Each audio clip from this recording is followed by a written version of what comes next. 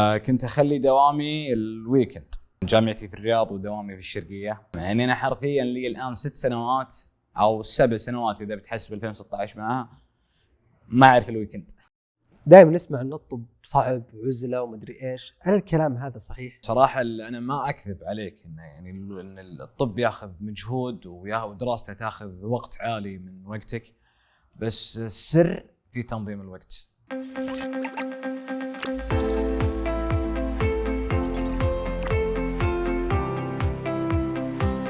من أصعب التحديات بالحياة إنك تشتغل بوظيفة ما تلبي طموحاتك ولا حتى شغفك، أو إحساسك بالتوهان أثناء دراستك الثانوية النابع من عدم معرفتك إيش راح تتخصص بعد ما تتخرج.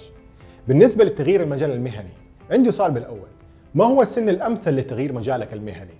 الجواب الوحيد: لا يوجد سن محدد، تقدر تغير مجالك المهني في أي وقت تبغاه. ما في وقت متأخر أو متقدم لأخذ هذه الخطوة. السؤال الثاني: هل ترى في نفسك أنك من الرواد صاحب إرادة وعزيمة وشغف، ولكنه غير مسخر في مكانه، والأهم من المؤمنين بإدارة التغيير؟ إذا كانت الإجابة بنعم، فمكانك موجود في برنامج مؤسسة رواد التغيير. دورنا في هذه المؤسسة هو توفير منصة مشتركة ومنبر لكل الأشخاص اللي حلمهم يغيروا مجالاتهم المهنية والبدء من جديد، ولكنهم متخوفين أو على الأقل ما هم عارفين فين بداية الطريق. من ضمن الخدمات اللي حنقدمها لك عشان يساعدك تصل لحلمك وتلبي طموحاتك، الاستشارات والدعم الكامل قبل وأثناء وبعد اتخاذ قرار تغيير المجال المهني. ما حنتركك في منتصف الطريق. معالجة بيانات كل متقدم على حدة عن طريق برنامج مقياس الميول المهني لدعم قرار المتقدم بأن تغيير المجال هو القرار الأنسب. تقديم دورات نوعية متخصصة لتطوير مهاراتك وتأهيلك لسوق العمل. نفس الأسئلة أطرحها على طلاب الثانوي اللي يبغوا يختاروا تخصصات تتطابق مع شغفهم. هنقدم لك خارطة طريق كاملة ودراسة شاملة لمعرفة ميولك العلمية وأي تخصص يتناسب مع شخصيتك بالضبط، عشان لا تصلوا لمرحلة في حياتكم المستقبلية تتمنوا أن الزمن يرجع بكم إلى الوراء لإعادة اختيار تخصصاتكم. وقت التغيير يبدأ الآن. هل أنت مستعد؟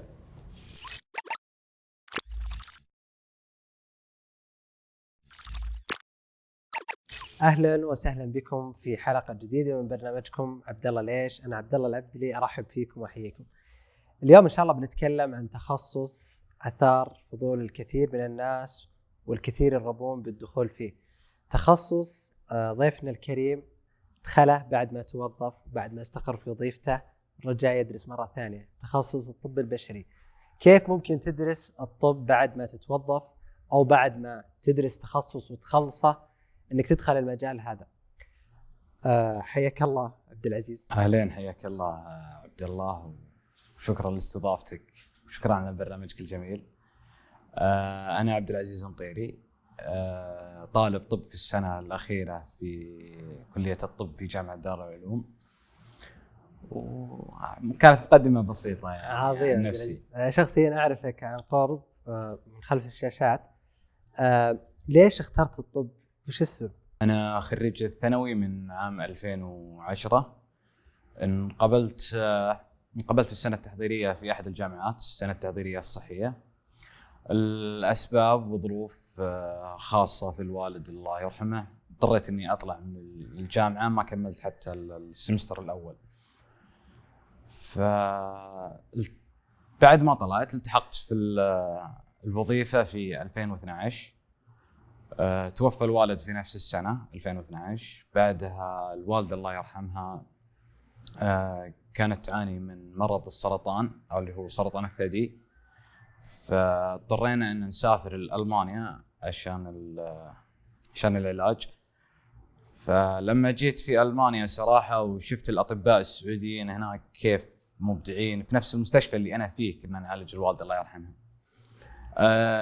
راودتني الفكرة مرة ثانية يعني كيف اني ارجع وادرس التخصص اللي انا كنت ابيه من 2010 وربي ما كتبه لي. ممكن ان الوقت حان اني ارجع لنفس الافكار ونفس الشغف اللي انا كنت عايش فيه. فلما رجعنا من المانيا توفت الوالدة الله يرحمها.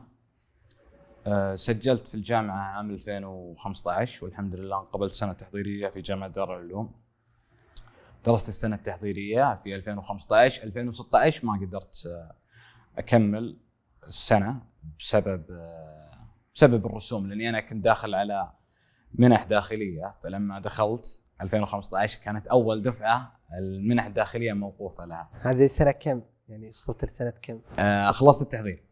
اوكي. اول سنه اول سنه تخصص اللي هو تخصص طب، بس ما قدرت ادرسها بسبب الكوست. ايش سويت؟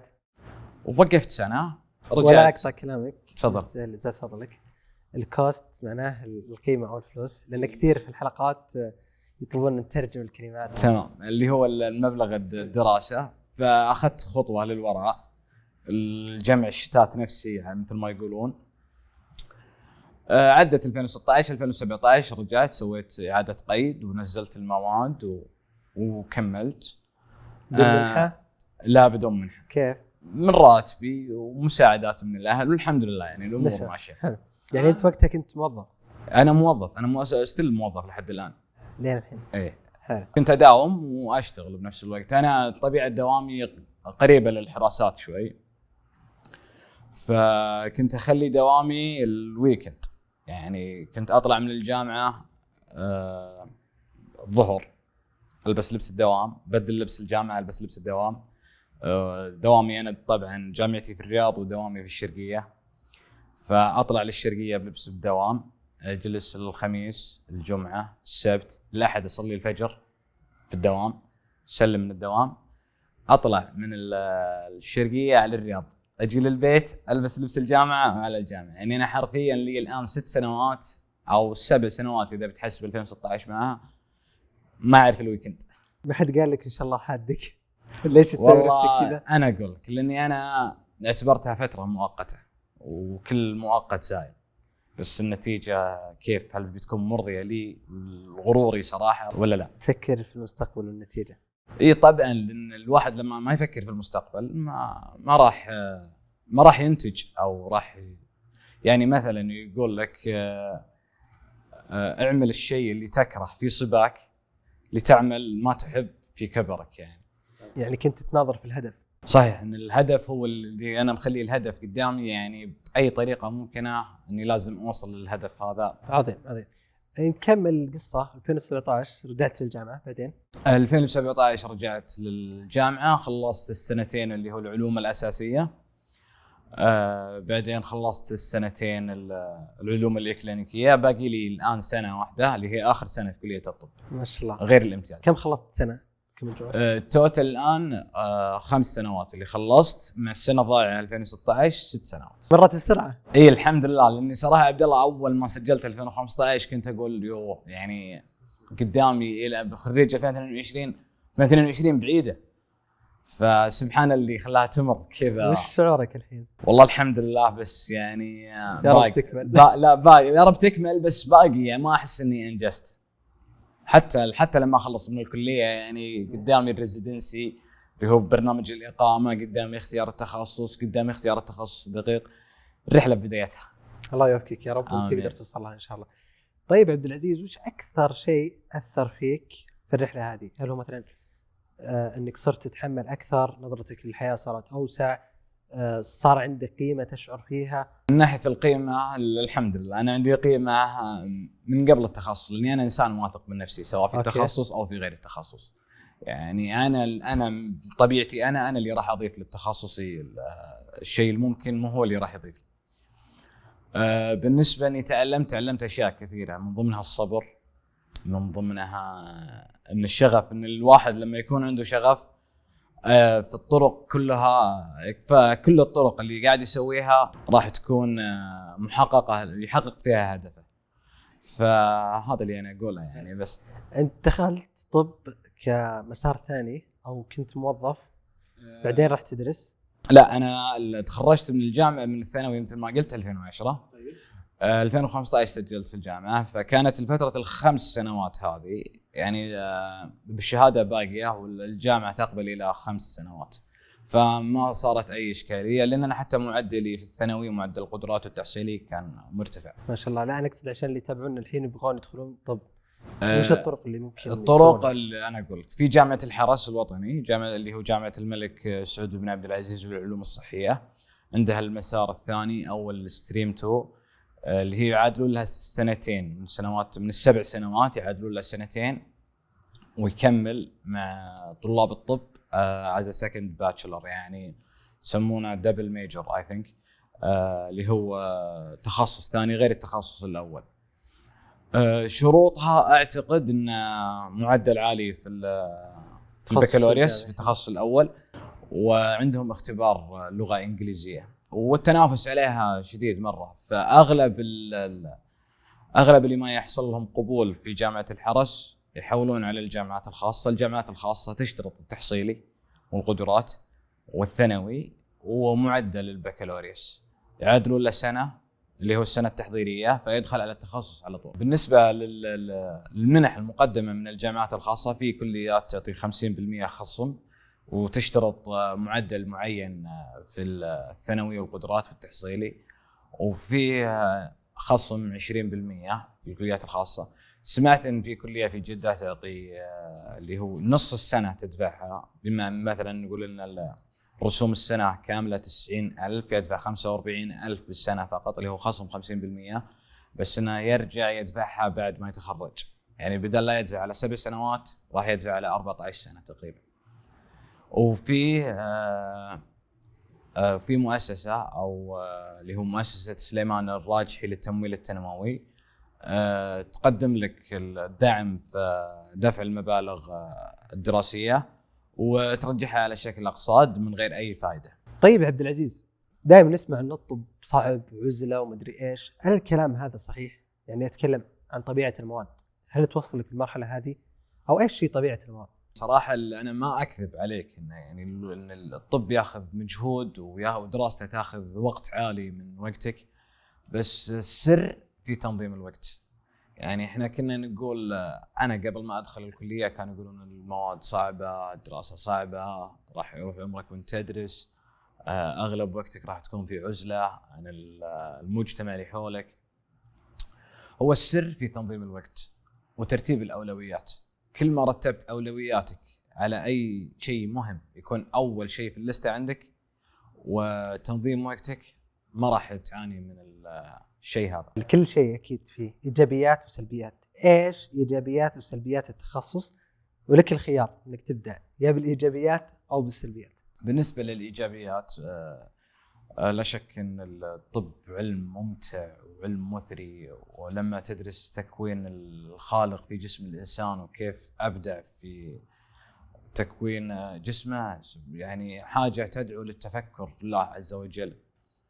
ومن مقولات علي بن ابي طالب يقول: لا اعلم ان هناك الا 3 علوم: الفقه للابدان، والطب للابدان، والنحو للسان. فالثلاث علوم هذه صراحه يعني من افضل العلوم، من انبل العلوم اللي موجوده في مجتمعنا او على مستوى العالم. غير الماده وغير المستقبل الوظيفي وغير الوجاهه، الشغف. عبد الله، يا سلام، أنا إنسان شغوف باللي قاعد أسويه. سلبيات صراحة طول الوقت، مثل ما قلت لك، يعني حتى لو أنك تنظم وقتك ستيل تعاني من طول الوقت في الدراسة والمجهود والمتطلبات اللي أنت عليك. غير الدراسة أنك مطلوب منك تسوي أبحاث، مطلوب منك أنك تسوي حملات تطوعية، يعني أشياء مثل هذه.